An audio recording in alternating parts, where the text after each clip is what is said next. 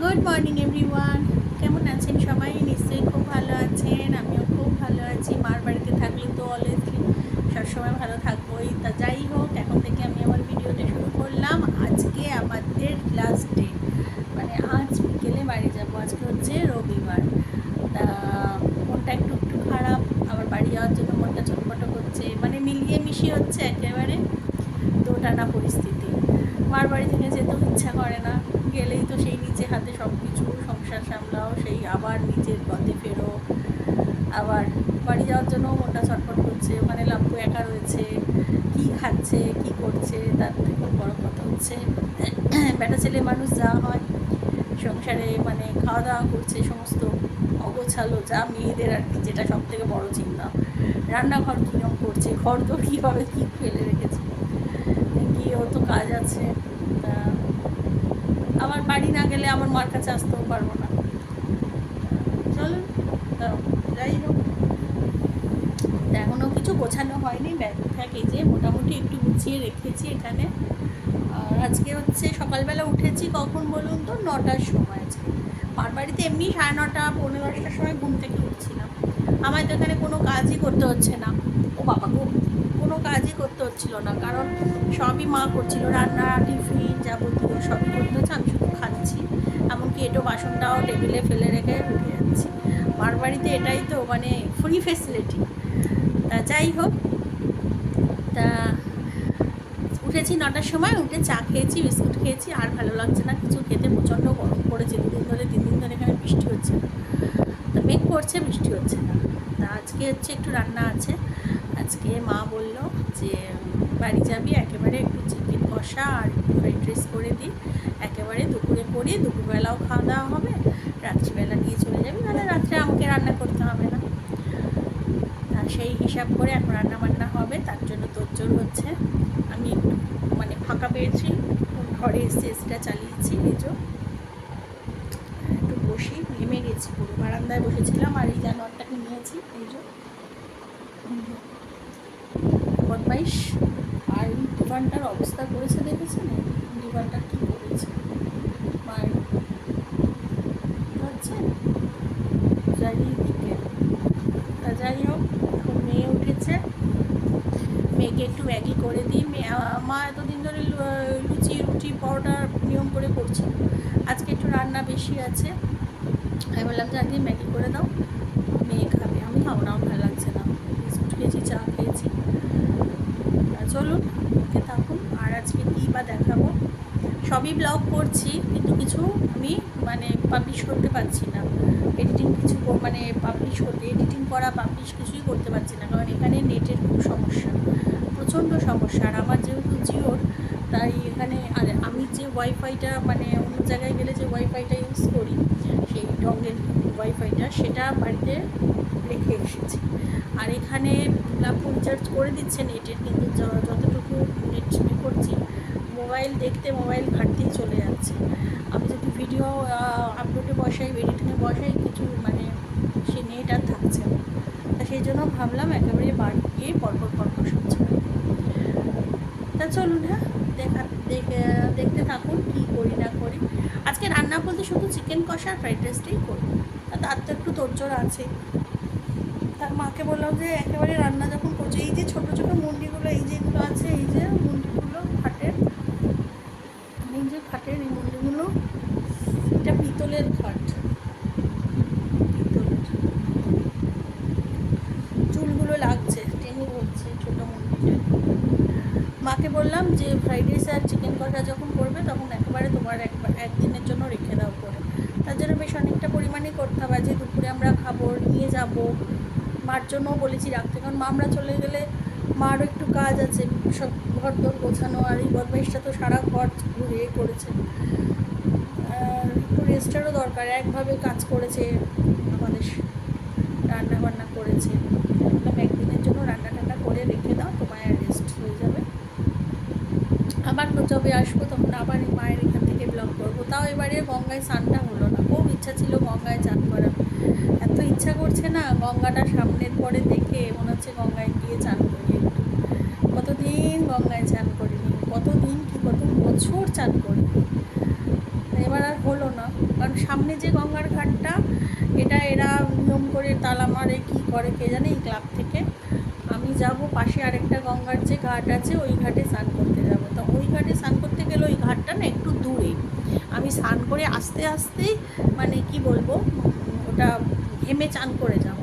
তা ওই জন্য আমি বললাম যে তাহলে শীতকালে যদি আসি কোনো সময়, সে শীতকালে এসে চান করবো। শীতকালে কি চান করে আসতে অতটা কষ্ট হবে না, কিন্তু এখন তো গরমকাল, চান করে আস্তে আস্তে ঘেমে চান করে যাব, তখন মনে হবে না আর জল থেকে উঠতে ইচ্ছা করবে না। তাই চলুন, অনেক বক বক করলাম, রান্নাবান্না যখন করবো তখন দেখাবো। একটু ম্যাগি করে দিচ্ছে মা। আমিই বললাম আজকে কোনো টিফিনের ঝামেলা রাখার লাভ নেই, কারণ আজকে রান্না টান্না করতে একটু সময় লাগবে, তার জন্য ম্যাগি করে দিই শর্টকাটে। আর মা ওদিকে খাচ্ছে কালকের বাসি রুটি, এই যে বাসি রুটি আর মিষ্টি। রুটিটা গরম করে নাও না, না এমনি খাওয়াই ভালো, সদ্য টাইপের লাগবে। দাও, প্রথমে তেজপাতাটা দাও, দিয়ে দাও, তেজপাতা দাও, তারপরে অল্প একটু পেঁয়াজ দাও, এই যে পেঁয়াজ কুচি এটা, আর তো দেবো না, এরপর দেবো টক দই,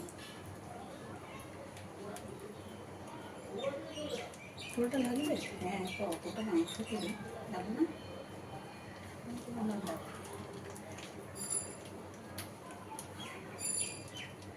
ধনেগুলো সবটা লাগবে, অত মনে হয়।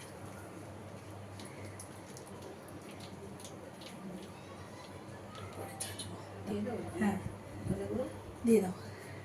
এবার ধনে গুঁড়ো পড়ছে, পুরোটাই লাগবে না, ধনে গুঁড়ো। এবার হচ্ছে রসুন বাটা, নিয়ে নে নিয়ে নে, এটা চামচ দাও তাহলে।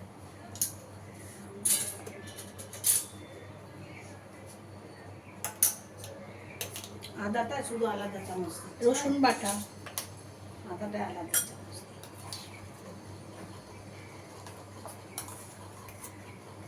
দেবো।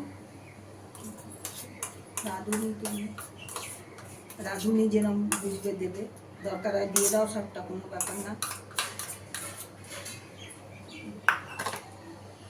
এটা আবার করলে কেন? রসুন বাটা ওতে হবে না, আদা বাসলে আবারই হবে। এবার আদা বাটা পড়ছে, আদা বাটা দাও, দু দিয়ে দেবো? চামচ, না না 2 চামচ দাও, ব্যাস। এবার লঙ্কা, লঙ্কা সব লঙ্কা পুরোটা দিয়ে দাও। চেঁচে দিয়ে দিই। এটা হচ্ছে শুকনো লঙ্কা আর কাঁচা লঙ্কা একসাথে পেস্ট করা আছে। এবার তেল, হলুদ,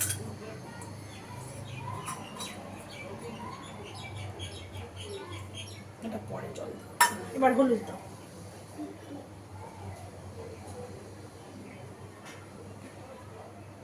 ব্যাস।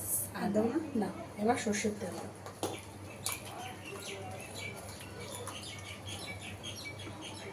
রসুনটা লাগবে, এটা বললাম ওটা মাংস। এবার সর্ষের তেল, ব্যাস। আর না, দিয়ে দাও, রসুনটা দিয়ে দাও। ওটা একটু ধুয়ে নেবো, দিয়ে নে। তেল আর লাগবে না? না, ব্যাস।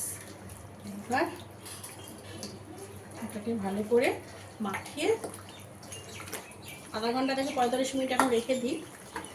ঘড়ি দেখে নিস, তাহলেই হবে।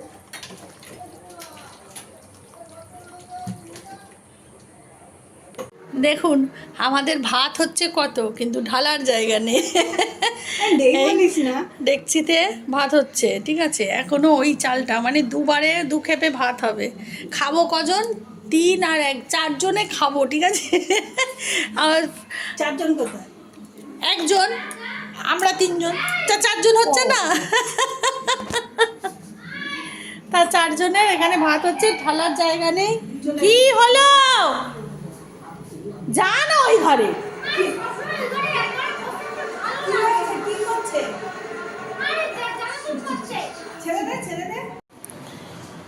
এখানে ভাত 3 ধাপে ভাত করেছে মা, এতটা ভাত 3 ধাপে ভাত করে রাখা আছে, এই যে আর এখানে মাংস তো ম্যারিনেট করা দেখিয়েই দিলাম। আর এখানে চলছে এখন পেঁয়াজ ভাজা। আর মা ভাত বানাতে গিয়ে হইও মারি করে বাবা রে বাবা কত রকমের বাসন কোসন নাপিয়ে ফেললো। বলবে তোকে ভাত করেছে 3 জনে খাও। আরে সারাক্ষণ চিৎকার করছে, সারাক্ষণ চিৎকার করছে। উফ, এখানে আজকে যেন বেশি করছে বাড়ি যাওয়ার দিন। এই যে মাংস কষানো, এই খুন্তিটার ওপরে ঢাল আস্তে আস্তে। মাংস কষানো হয়ে গেছে, ব্যাস আর দিও না, দিও না, হয়ে গেছে। এখন গরম জলও দিয়ে দিলাম, ব্যাস। আর মাংসটা ঝোল তো হবে না, যেহেতু ফ্রাইড রাইসের সাথে খাওয়া হবে, একটু কষা কষা হবে। এবার নুন দাও, দাও, নুন দিয়ে দেবো, দিলেই হয়ে যাবে। এই যে প্রথমে ডেচকিতে তেল আর ঘি একসাথে দিলাম, সেটা আর দেখালাম না। এবার এর মধ্যে দিয়ে দেবো হচ্ছে তেজপাতা, তার মধ্যে এখানে আছে গোটা গরম মশলা।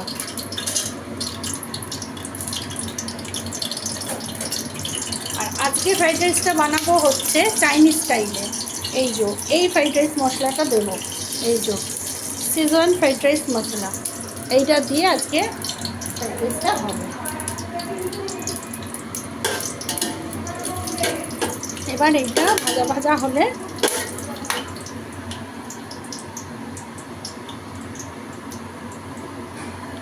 এবার এর মধ্যে দিয়ে দেবো হচ্ছে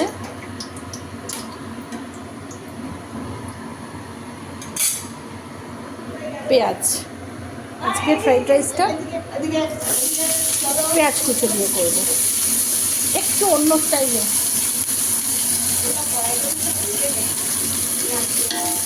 না, পেঁয়াজটা একটু লালচে ব্রাউন হলে তারপরে সবজিটা দেবো, কারণ গাজর আর বিনস বেশিক্ষণ লাগবে না, ততক্ষণ ভাজা হোক। এবার দেবো গাজর বিনস।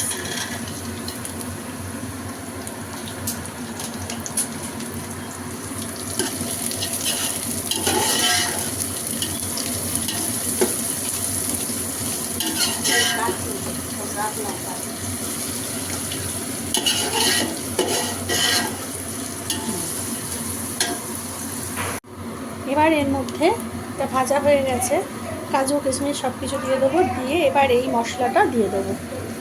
গ্যাস কিন্তু আমার কমানো আছে, ঠিক আছে? আমি এই ফ্রাইড রাইসটা প্রথম ট্রাই করছি।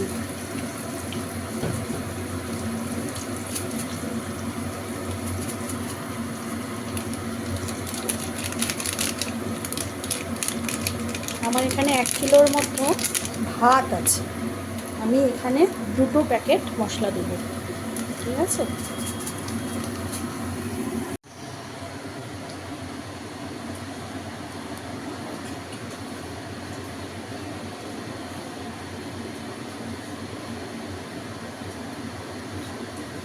এবার এখানে রাইসটাও ঢেলে দিচ্ছি, মশলাটা দিয়েছি, এবার রাইসটাও ঢেলে দিচ্ছি।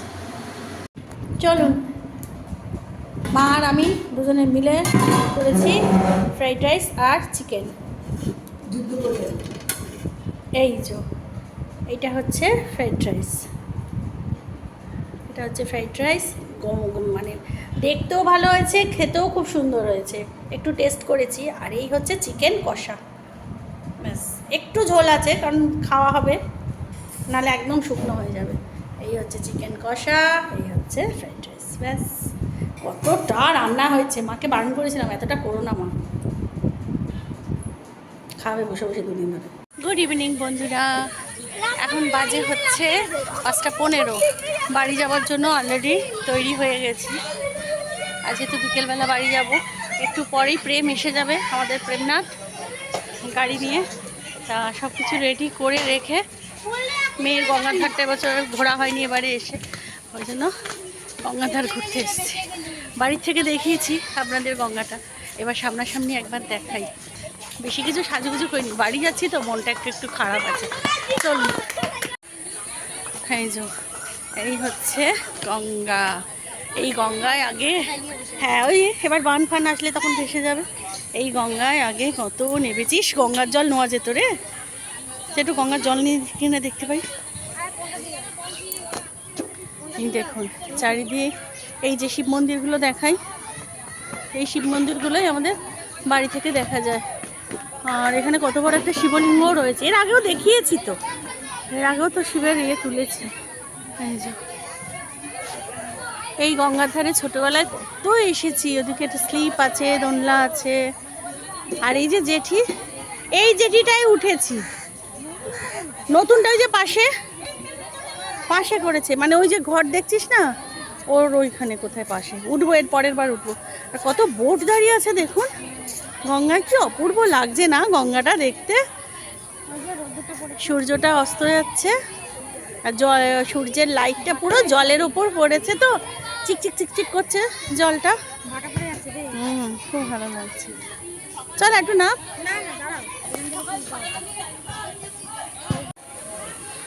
কি অপূর্ব লাগছে। আর সিঁড়িতে সব আলপনা দিয়ে রেখেছে পুজোর জন্য। গঙ্গার জলেই, গঙ্গায় যে আগে কত স্নান করেছি, জলটা দেখে এখনই মনে হচ্ছে আমি এখনই নেমে যাই, বেশ জল ঘাটবো, সিঁড়িতে বসবো, আবার একটু নামবো, আবার একটু চান করব। আগে তো 1-1.5 ঘন্টার আগে গঙ্গা থেকে উঠতামই না। কি অপূর্ব লাগছে গঙ্গাটা, দারুণ লাগছে, দারুণ লাগছে। কতদিন গঙ্গায় চান করি না আমি, কতদিন। এইখানে নতুন আরেকটা জেটি হয়েছে, এই জেটিটাই উঠেছি, এই পুরনো যে জেটিটা এটাই উঠেছি। তার পাশে ওই যে বিল্ডিংটা দেখছেন, ওই বিল্ডিংয়ের সাথে একটা জেটি হয়েছে, ওই জেটিটাই উঠিনি এখনো, ওই জেটিটাই উঠতে হবে। দেখো কোথায় এসে বসে আছে দেখ। জানিস বাবা, এই গঙ্গায় এই ঘাটেই 1-1.5 ঘন্টা বসে দাঁড়িয়ে থাকে, মানে চান করতাম।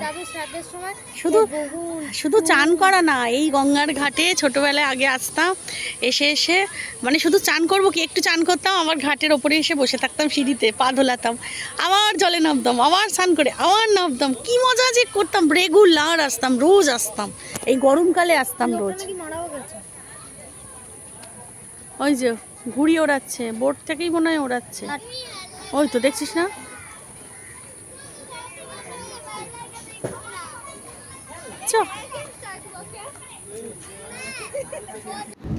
তো চলুন বন্ধুরা, মার বাড়িতেও অনেক দিন, 4-5 দিন ধরে ঘোরা হলো, এবার নিজের বাড়ি ফেরার পালা। আবার সেই পুরনো রুটিন, নিজের বাড়ি নিজের সংসার। তা চলুন, গাড়িতে উঠেও পড়েছি, টাটা।